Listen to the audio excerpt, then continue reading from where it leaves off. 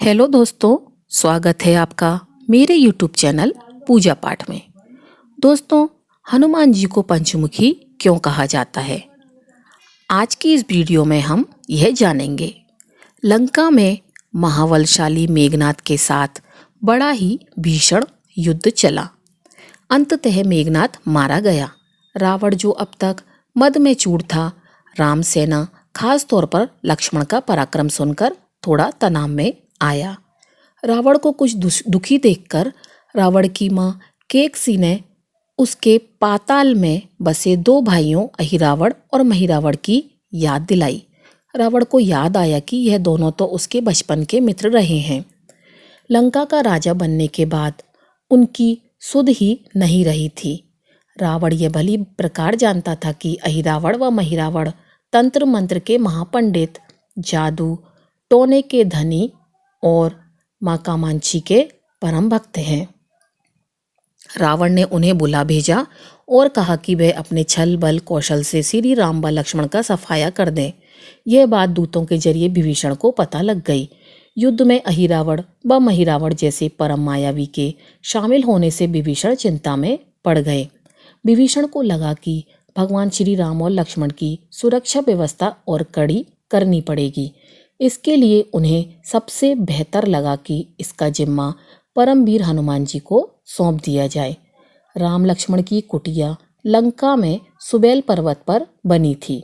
हनुमान जी ने भगवान श्री राम की कुटिया के चारों ओर एक सुरक्षा घेरा खींच दिया।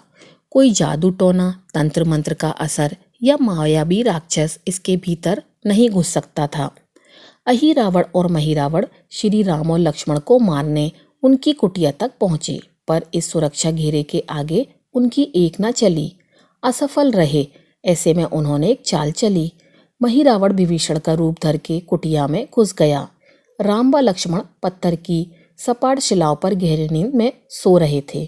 दोनों राक्षसों ने बिना आहट के शिला समेत दोनों भाइयों को उठा लिया और अपने निवास पाताल की ओर लेकर चल दिए।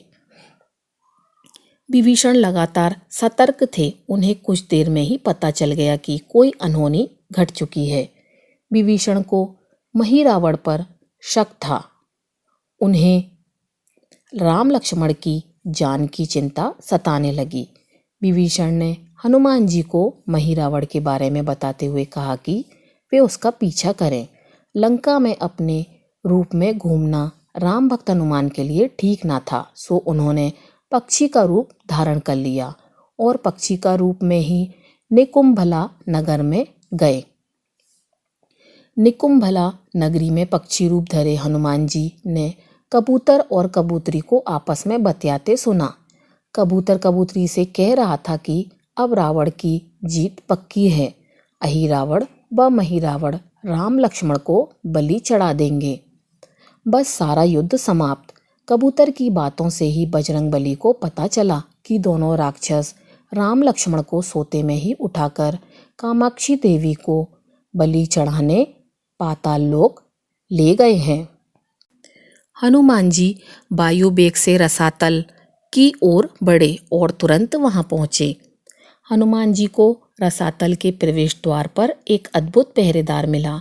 इसका आधा शरीर बानर का और आधा मछली का था। उसने हनुमान जी को पाताल में प्रवेश से रोक दिया।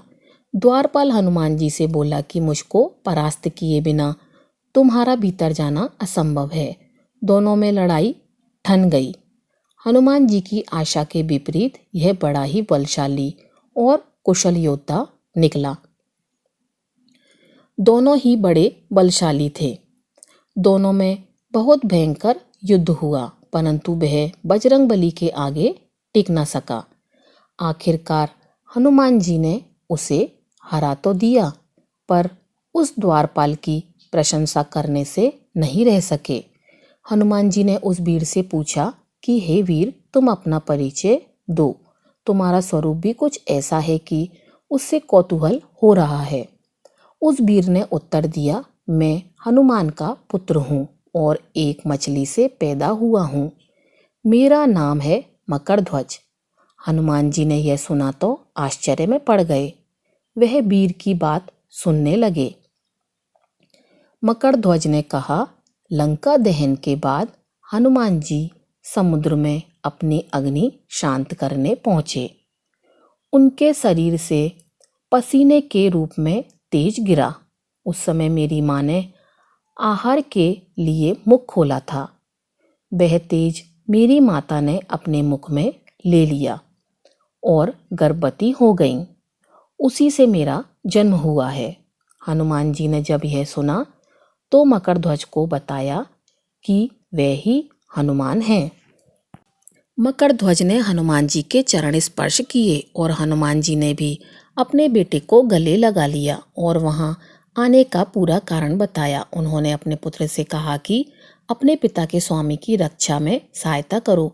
मकरध्वज ने हनुमान जी को बताया कि कुछ ही देर में राक्षस बलि के लिए आने वाले हैं। बेहतर होगा कि आप रूप बदलकर कामाक्षी के मंदिर में जाकर बैठ जाएं।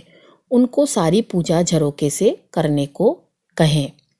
हनुमान जी ने पहले तो मधुमक्खी का वेश धरा और माँ कामाक्षी के मंदिर में घुस गए।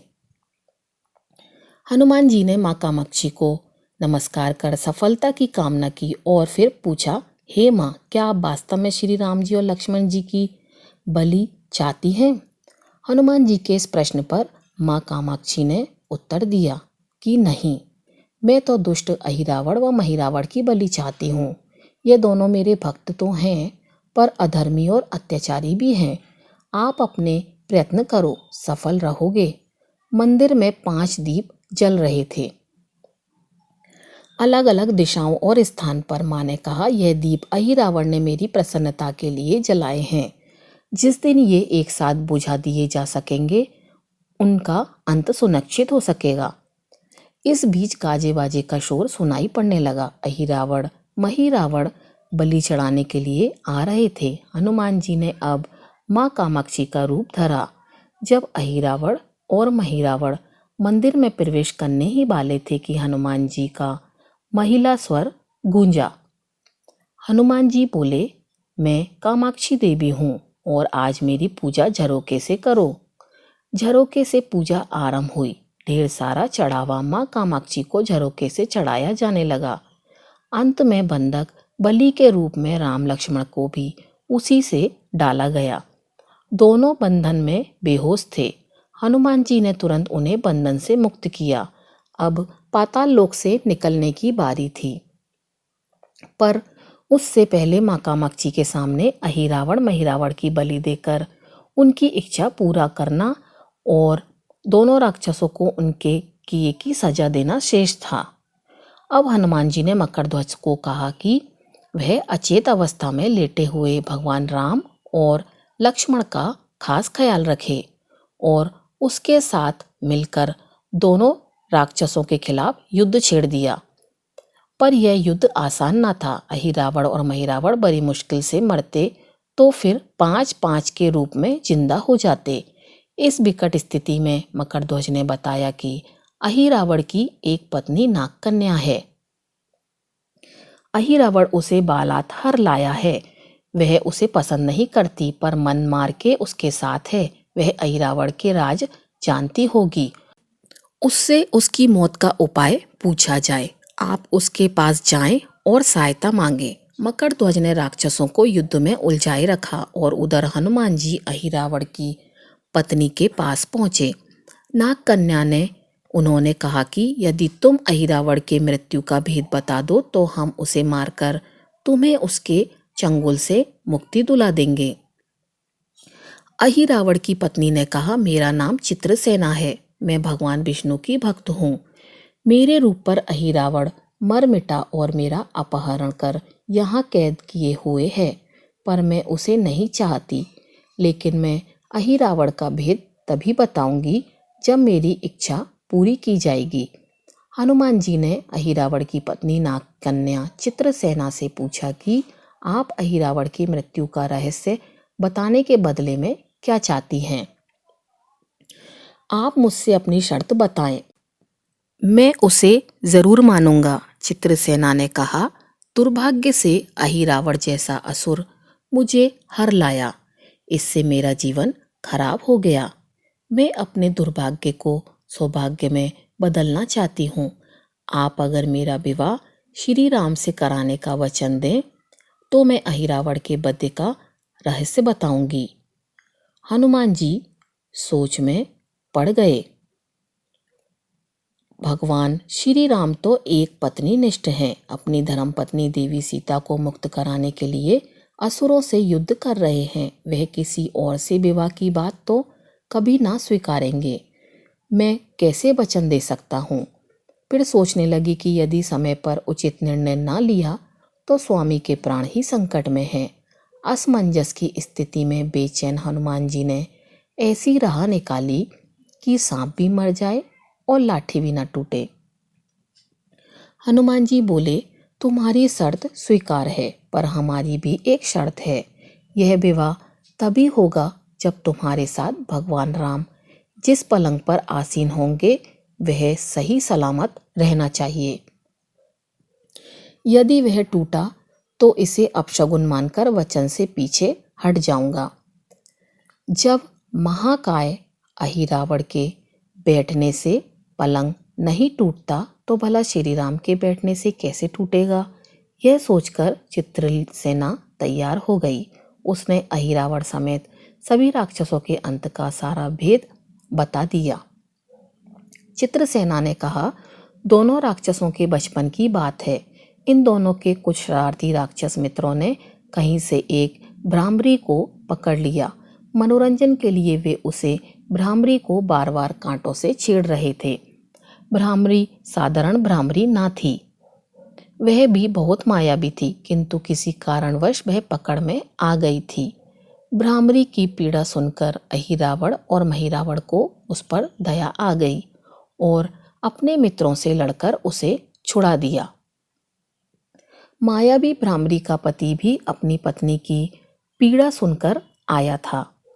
अपनी पत्नी की मुक्ति से प्रसन्न होकर उस भौरे ने वचन दिया था कि तुम्हारे उपकार का बदला हम सभी भ्रमर जाति मिलकर चुकाएंगे। ये भौरे अधिकतर उसके शयन कक्ष के पास ही रहते हैं। ये सब बड़ी भारी संख्या में हैं। दोनों राक्षसों को जब भी मारने का प्रयास हुआ है और ये मरने को हो जाते हैं, तब भ्रमर उनके मुख में एक बूंद अमृत का डाल देते हैं। उस अमृत के कारण ये दोनों राक्षस मरकर भी जिंदा हो जाते हैं। इनके कई कई रूप उसी अमृत के कारण है। इन्हें जितनी बार फिर से जीवन दिया गया, उनके उतने नए रूप बन गए। इसलिए आपको पहले इन भंवरों को मारना होगा। हनुमान जी रहस्य जानकर लौटे। मकरध्वज ने अहिरावण को युद्ध में उलझा रखा था, तो हनुमान जी ने भंवरों का खात्मा शुरू किया। वे आखिर हनुमान जी के सामने कहाँ तक टिकते। जब सारे भ्रमर खत्म हो गए और केवल एक बचा तो वह हनुमान जी के चरणों में लौट गया। उसने हनुमान जी से प्राण रक्षा की याचना की। हनुमान जी पसीज गए। उन्होंने उसे क्षमा करते हुए एक काम सौंपा। हनुमान जी बोले, मैं तुम्हें प्राणदान देता हूँ, पर इस शर्त पर कि तुम यहाँ से तुरंत चले जाओगे और अहिरावण की पत्नी के पलंग की पाटी में घुसकर जल्दी से जल्दी उसे पूरी तरह से खोखला बना दोगे। भंवरा तत्काल चित्रसेना के पलंग की पाटी में घुसने के लिए प्रस्थान कर गया। इधर अहिरावण और महिरावण को अपने चमत्कार के लुप्त होने से बहुत अचरज हुआ, पर उन्होंने मायावी युद्ध जारी रखा। भ्रमरों को हनुमान जी ने समाप्त कर दिया। फिर भी हनुमान जी और मकरध्वज के हाथों अहिरावण और महिरावण का अंत नहीं हो पा रहा था। यह देखकर हनुमान जी कुछ चिंतित हुए। फिर उन्हें कामाक्षी देवी का वचन याद आया। देवी ने बताया था कि अहिरावण की सिद्धि है कि जब पांचों दीपकों को एक साथ बुझेंगे तभी वे नए नए रूप धारण करने में असमर्थ होंगे और उनका वध हो सकेगा। हनुमान जी ने तत्काल पंचमुखी रूप धारण कर लिया। उत्तर दिशा में बराह मुख, दक्षिण दिशा में नरसिंह मुख, पश्चिम में गरुड़ मुख, आकाश की ओर हैग्रीव मुख एवं पूर्व दिशा में हनुमान मुख। उसके बाद हनुमान जी ने अपने 5 मुख द्वारा एक साथ 5 दीपक बुझा दिए। अब उनके बार बार पैदा होने और लंबे समय तक जिंदा रहने की सारी आशंकाएं समाप्त हो चुकी थीं। हनुमान जी और मकरध्वज के हाथों शीघ्र ही दोनों राक्षस मारे गए। इसके बाद उन्होंने श्री राम और लक्ष्मण जी की मूर्छा दूर करने के उपाय किए। दोनों भाई होश में आ गए। चित्रसेना भी वहां आ गई थी। हनुमान जी ने कहा, प्रभु, अब आप अहिरावण और महिरावण के छल और बंधन से मुक्त हुए, पर इसके लिए हमें इस नागकन्या की सहायता लेनी पड़ी थी। अहिरावण इसे बलपूर्वक उठा लाया था। वह चाहती है कि वह आपसे विवाह करे। कृपया उससे विवाह कर अपने साथ ले चलें, इससे उसे भी मुक्ति मिलेगी। श्री राम हनुमान जी की बात सुनकर चकराए। इससे पहले कि कुछ कह पाते, हनुमान जी ने ही कह दिया, भगवान, आप तो मुक्तिदाता हैं। अहिरावण को मारने का भेद इसी ने बताया है। इसके बिना हम उसे मारकर आपको बचाने में सफल नहीं हो पाते। कृपया निधान इसे भी मुक्ति मिलनी चाहिए, परंतु आप चिंता न करें। हम सबका जीवन बचाने वाले के प्रति बस इतना कीजिए कि आप बस इस पलंग पर बैठिए, बाकी का काम मैं संपन्न करवाता हूँ। हनुमान जी इतनी तेजी से सारे कार्य करते जा रहे थे कि इससे श्री राम जी और लक्ष्मण जी दोनों चिंता में पड़ गए। वह कोई कदम उठाते कि तब तक हनुमान जी ने भगवान राम की वहां पकड़ ली। हनुमान जी ने भावावेश में प्रभु श्री राम की वहां पकड़कर चित्रसेना के उस सजे धजे विशाल पलंग पर बिठा दिया। श्री राम कुछ समझ पाते कि तभी पलंग की खोखली पाटी चरमराकर टूट गई। पलंग धराशायी हो गया। चित्रसेना भी जमीन पर आ गिरी। हनुमान जी हंस पड़े और फिर चित्रसेना से बोले, अब तुम्हारी शर्त तो पूरी हुई नहीं, इसलिए यह विवाह नहीं हो सकता। तुम मुक्त हो और हम तुम्हें तुम्हारे लोग भेजने का प्रबंध करते हैं। चित्रसेना समझ गई कि उसके साथ छल हुआ है। उसने कहा कि उसके साथ छल हुआ है। मर्यादा पुरुषोत्तम के सेवक उनके सामने किसी के साथ छल करें, यह तो बहुत अनुचित है। मैं हनुमान को श्राप दूंगी। चित्रसेना हनुमान जी को श्राप देने ही जा रही थी कि श्री राम का सम्मोहन भंग हुआ। वह इस पूरे नाटक को समझ गए। उन्होंने चित्रलेखा को समझाया, मैंने एक पत्नी धर्म से बंधे होने का संकल्प लिया है, इसलिए हनुमान जी को यह करना पड़ा। उन्हें क्षमा कर दो।